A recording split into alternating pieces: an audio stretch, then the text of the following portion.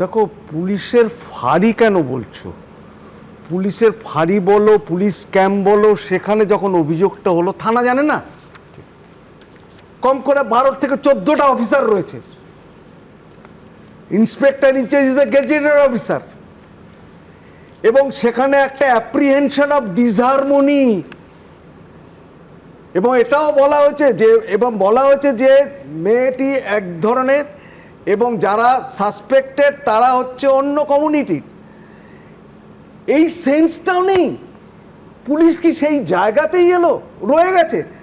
সরকার পাল্টালো, শাসন ক্ষমতা পাল্টালো, এই নেচারগুলো, প্রকৃতিগুলো, মানে অ্যাটিচিউডটা পাল্টাবে না? মানে যদি আমি বলছি ধর্মের ফ্যাক্টর বিন্দু মাত্র নাও থাকতো, একটা 12 বছরের মেয়ে হারিয়ে গেছে, পরিবার অভিযোগ করছে, আমি তৎপর হবো না? না, তত সব তো ঝাঁপিয়ে পড়বে।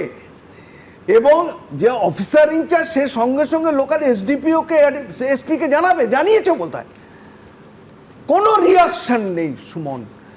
এবং খালি তাই না, একজন পাবলিক, সে বিজেপির কোনো মণ্ডল সভাপতি বা মণ্ডলের লোক হোক বা সাধারণ কোনো লোক হোক, সে যখন গিয়ে তার স্টেটমেন্ট পার্সু করে বডিটা তুলছে রাত্রি 3টে না 3:30-এর সময়, তুমি একটা ফুটেজ দেখাও যে পোশাক পরা কোনো পুলিশ রয়েছে তার সঙ্গে, একটা ফুটেজ দেখাও। Police fail to rise to the occasion. ফাঁড়ির লোককে আর পুলিশ ক্যাম্পে ওই সিপাহী কনস্টেবল ওদের কথা বলছে, কেন অফিসারদের কথা বলবে না? কেন সিনিয়র অফিসারদের কথা বলবে না? আজকে আইজি প্রেসিডেন্সি রেঞ্জ কখন ভবানী ভবন থেকে আসবে, এসে মাইক ফুঁকে বলবে নিজের পরিচয় দিয়ে যে আমি আইজি প্রেসিডেন্সি রেঞ্জ, আপনাকে কথা দিচ্ছি আপনাদের যে সাজা পাবেই। কেন এই সিচুয়েশনটা হবে? What was the stand of the SP and DSP and additional SP? তারা কোথায় ছিল? আজকে তুমি বলো, পুলিশের সামনে একটা লোক, তুমি জানো না সে দোষী কি অপরাধী, লিঞ্চ টু মার্ডার, লিঞ্চ, যেটা সুপ্রিম কোর্ট বলেছে it tantamounts to a murder. Lynching is tantamounting to be a murder case. সেটা মারা গেল, সে ছেলেটা দোষী নির্দোষী এখনো আমরা জানি না। তারপরে বডি পর্যন্ত রিকভারি হলো, সেটাও করলো সাধারণ লোক। একদম। তাহলে মানুষ কেন, মানুষের র্যাটটা কেন এরকম হবে না বলো?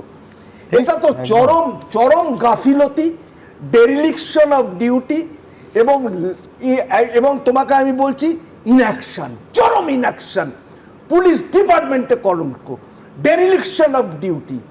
এটা মানে the officers to be fixed, এবং তাদের রেসপন্সিবিলিটি ফিক্স করা উচিত ফ্রম এনি র্যাঙ্ক। কেন জোনাল ডিএসপি বা অ্যাডিশনাল এসপি কেন স্পটে গেল না যখন ডেড বডিও পাওয়া গেল?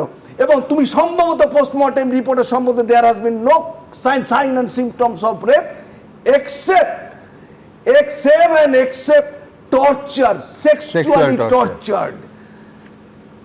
তাহলে তুমি বলো, তাহলে সেই একটা লোক তো নিরীহ লোক মারাও গেল, আর ওই বাচ্চা 12 বছরের ওই শিশু বাচ্চাটা, তার কি পরিণতি?